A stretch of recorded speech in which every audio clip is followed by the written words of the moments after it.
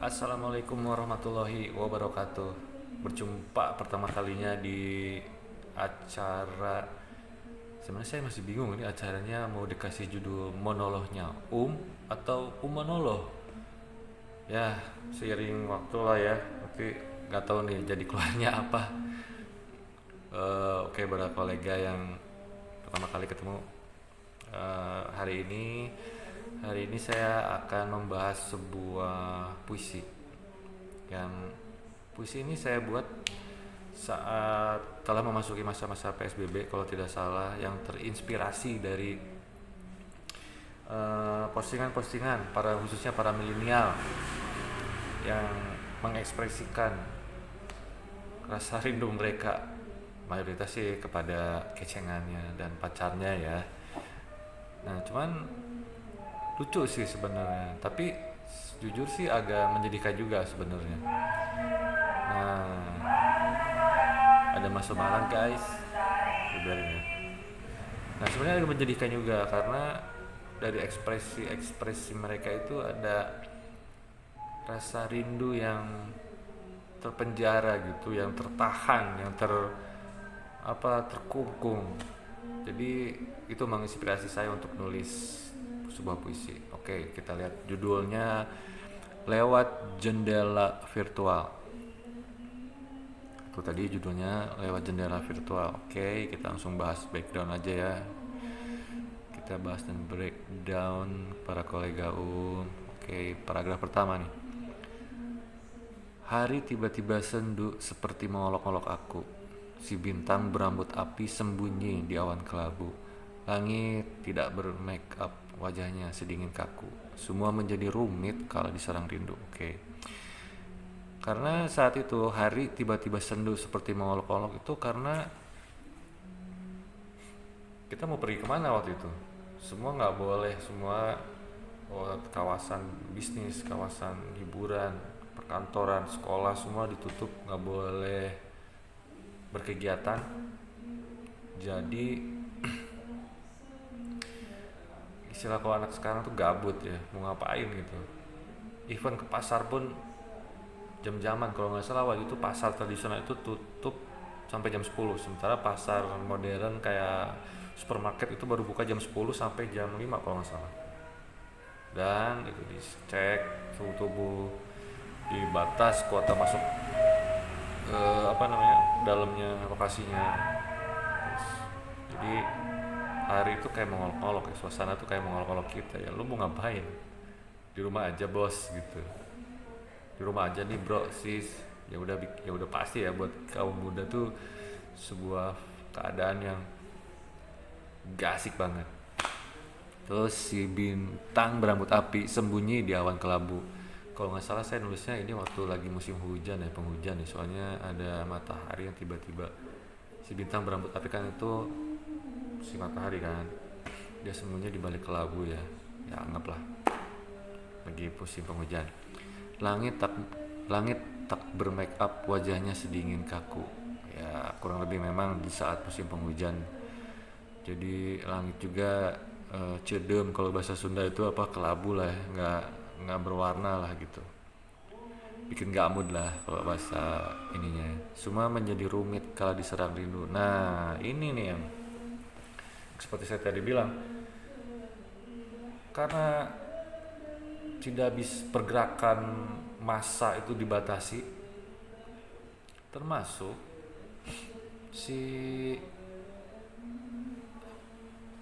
rindu ini gitu. Perasaan rindu pun akhirnya terimbas karena di samping pergerakan fisik yang dibatasi, rasa rindu pun harus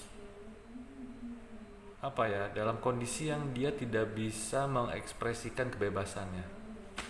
Naon iya bahasanya dia. Ya pokoknya kita tidak bisa mengekspresikan rasa rindu kita karena untuk bertemu pun, misalnya ke rumah pasangan atau calon pasangan atau calon kecengan, itu minimal di portal depan tuh satpam udah nanya mau kemana mas, kan bete dijudesin sama pas satpam gitu kan. Aduh, oke lanjut ke paragraf berikutnya. Virus piaraan elit global mengintai dalam samar. Manusia terpagar perintah tak boleh untuk keluar. Mengirim rindu via aplikasi membuat tak sabar. Migrain meruncing sebab memaksa pergi, terancam terpapar. Wah ya ini. Jadi si virus COVID-19 ini memunculkan banyak sekali interpretasi, dugaan, prasangka ya gitu, teori-teori yang paling besar itu bahwa ini adalah sebuah virus yang hasil rekayasa atau diciptakan oleh segolongan orang yang dikenal sebagai elit global. Karena ya mau nggak mau lah, kalau memang misalnya ini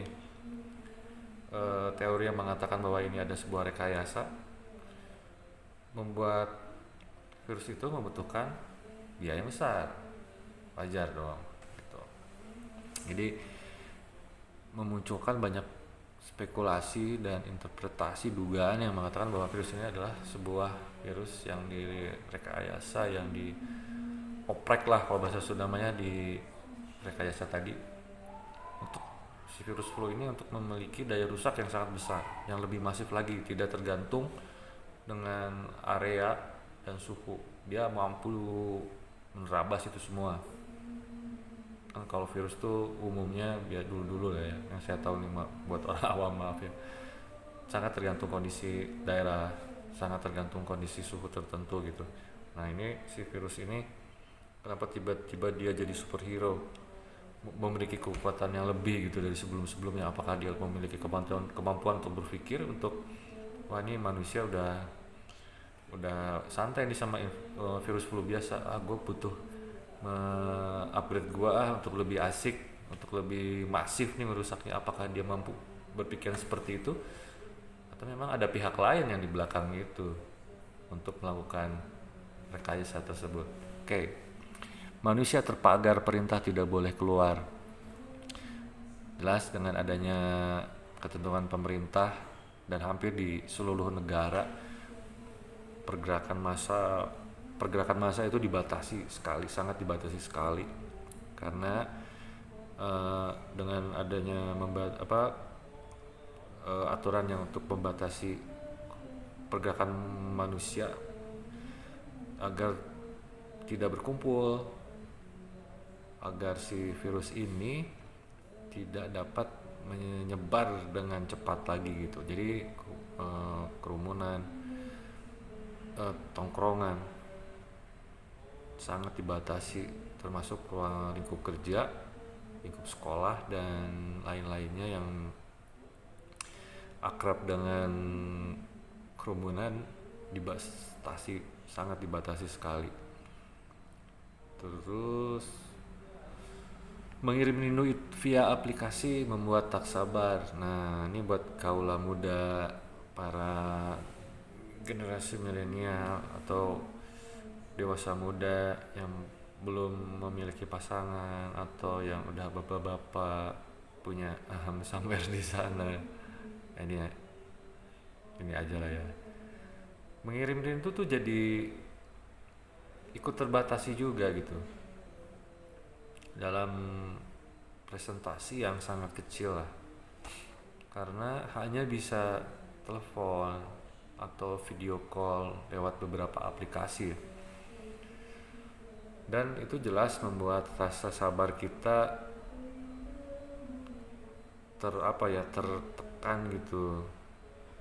Istilahnya kenapa kita harus sabar lagi nih, di saat udah pengen ketemu sama yang kita ingin temui itu ya, pasangan itu ya. Dengan adanya program PSBB lalu PPKM, wah itu benar-benar mengkarantina lah. Migrain meruncing sebab memaksa pergi, terancam terpapar. Nah jelas nih, bikin pusing, bikin migrain gitu. Karena pertama, kalau pergi sudah tidak bisa karena adanya larangan dari pemerintah, dari anjuran tenaga kesehatan. Si virusnya sendiri ini mengancam, kita nggak tahu dia ada di mana. karena kita ke warung beli apa bisa, kita ke pasar bisa, mampir ke mall bisa gitu. Kita nggak tahu ada di mana. Jadi tetaplah ya, kehati-hatian waktu itu, kehati-hatian saat itu sangat dianjurkan sekali. Walaupun kenyataannya masih banyak juga yang nggak hati-hati. Ya memang sih itu hak gitu ya. Tapi adalah jauh lebih baik untuk menghargai keberadaan orang lain gitu. Oke, kita lanjut ke paragraf berikutnya. Lewat jendela virtual kita bertukar rindu, kecup jauhmu sampai pun tidak, tapi tetap kutunggu. Nah ini nih, kolega parts ini nih, lewat jendela virtual kita bertukar rindu, kecup jauhmu sampai pun tidak, tapi tetap kutunggu. Ini gila deh. Kalau kata orang Sunda mah matak aral itu.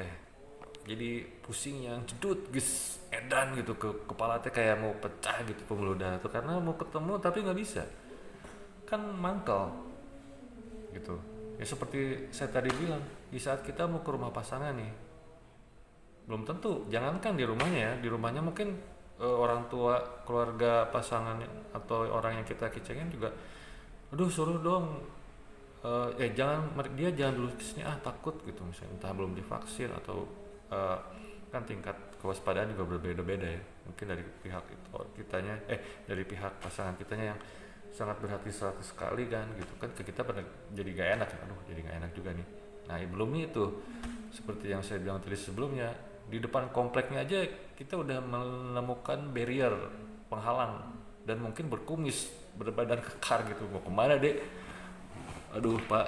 Nah, kita di saat kita jawab aduh pak juga kan, dia udah di atas angin bapak satpam itu, wah maaf dek lagi ada PPKM nih, PSBB, nggak bisa sembarangan masuk, kota dijatah nih yang masuk, ada yang mau ngapain gitu, masa mau jawab pak mau kencan gitu kan, kayaknya nggak enak juga gitu.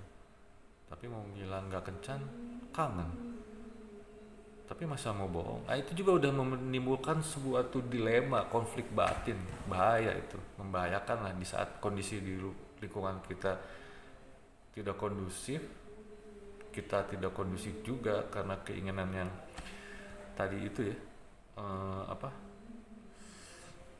tidak sabar itu membuat rindu yang tertahan itu goncang gitu. Sebenarnya bahas apa ya? Ya udahlah kita lanjut aja. Oke, ini paragraf berikutnya. Nah berikutnya nih, ribuan manusia dungu ingin bukti kasat mata. Haruskah dilepas virus serupa setan manusia? Banyak fakir pemahaman malah menantang bala. Pemilik hati cerdas tetap sabar, berzirah waspada. Karena banyak banget orang, ya saya istilahkan dulu ya, yang tidak berhati-hati gitu, yang pengen mana gitu virusnya. Ya namanya penyakit, emang bentuknya langsung segede manusia gitu. Ya penyakit kan apa istilahnya, renik ya, kecil gitu, yang hanya bisa dilihat dengan alat bantu seperti mikroskop gitu, atau dari ambil darah, kondisinya darahnya ternyata memunculkan tanda-tanda tertentu, tekanannya naik misalnya, kepadatannya berubah.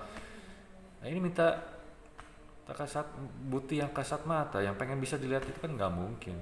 Banyak yang seperti itu gitu, karena mereka mengacu dengan virus global, virus buatan rekayasa para elit global itu. Tapi yang nggak mereka perhatikan, banyak korban berjatuhan, baik dari tenaga medisnya, dari dari rakyat masyarakatnya, yang di saat mereka terpapar kondisinya dengan cepat bisa langsung memburuk dan mengakibatkan para korban meninggal dunia gitu. Mereka nggak mikir ke situ. Penyakit apa yang bisa sedahsyat itu menurunkan kondisi manusia yang bisa terpapar langsung mengakibatkan kematian, ini di luar takdir ya. eh, apa reaksi fisiknya lah gitu, yang terjadi realnya seperti apa gitu. Banyak orang yang mikir, oh karena ini rekayasa elit global nih, konspirasi, virusnya nggak ada. Mereka nggak hati-hati, mereka nggak wise, tidak melihat lebih luas lagi, lebih dalam lagi. Itu pertanyaan saya, penyakit apa yang bisa mengakibatkan kondisi seorang memburuk dengan cepat di saat terpapar, apalagi yang punya komorbid ya, punya keadaan tubuh yang entah itu penyakit bawaan gitu kan. Nah, mereka nggak mikir itu gitu. Banyak yang seperti itu. Haruskah dilepas virus serupa setan manusia? Ya ini ekspresi saya aja untuk, ya apakah sebodoh itu, sedungu itu pengen penyakit itu berbentuk seperti manusia. Ya ini kan kayak ya serupa setan manusia. Ya setan itu kan sikap ya, sikap baik dari menurut ajaran Islam, baik dari jin maupun dari golongan manusia, di saat dia mengajak mengajak manusia untuk melakukan kerusakan atau tindakan kufur atau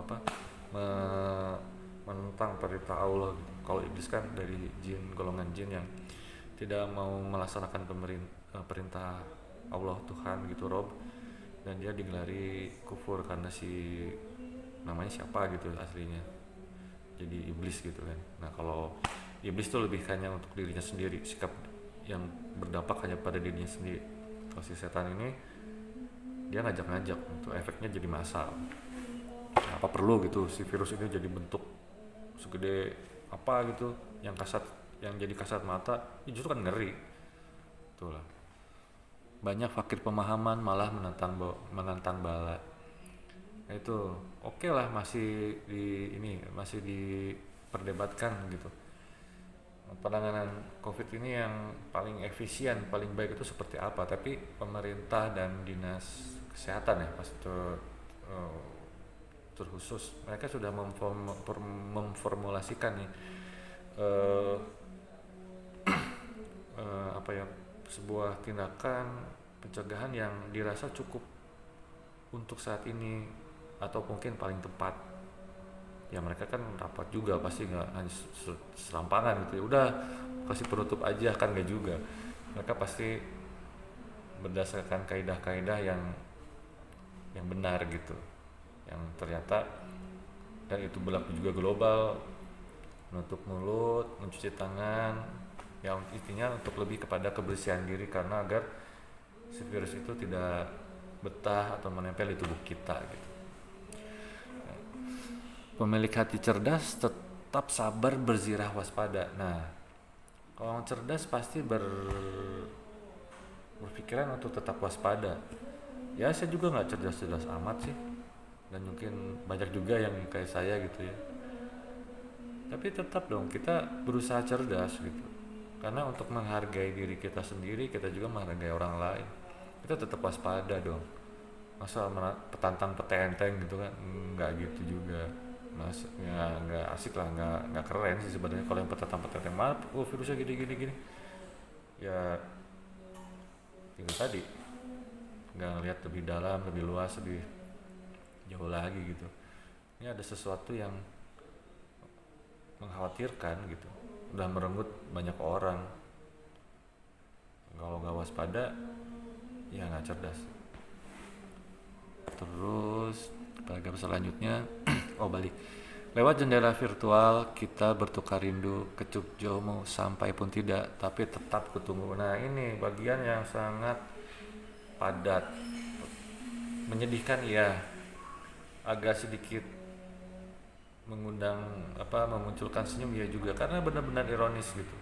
Terkhusus untuk kaum yang sedang hangat-hangatnya ya, karena saat ini umumnya kerinduan itu hanya bisa disalurkan melalui jendela virtual, melalui aplikasi-aplikasi seperti WA mungkin, atau apa sih yang baru teh, Telegram apa ya, ya intinya yang gitu-gitulah.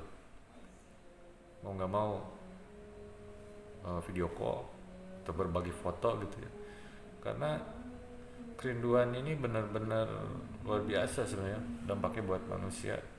Banyak kan, ini sebuah rasa pun karena keadaan ini terpaksa harus ikut, terkekang juga gitu, harus mengikuti ke suatu kondisi tertentu yang sebenarnya lebih ke fisik, kerana fisik gitu. Ini perasaan pun harus ikut,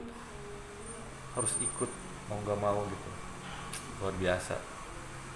Jadi baru pertamanya lah. Terus kecup jauhmu sampai pun tidak, tapi tetap kutunggu. Sekali lagi ini ironis sekali karena si kecup jauh, si Kisbal ini terpaksa menjadi sebuah pertanda yang